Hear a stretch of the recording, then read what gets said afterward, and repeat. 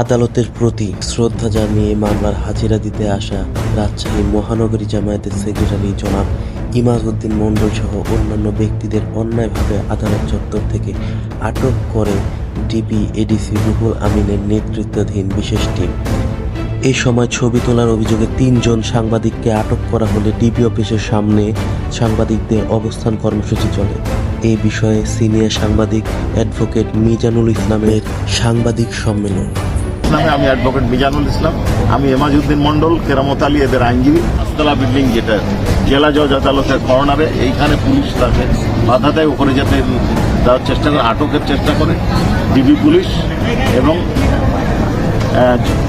ইমাজউদ্দিন মণ্ডল দ্রুততার সাথে উপরে উঠে যায় এবং অন্যান্য যারাকে চিনত না পুলিশ তারা উপরে উঠে যায়।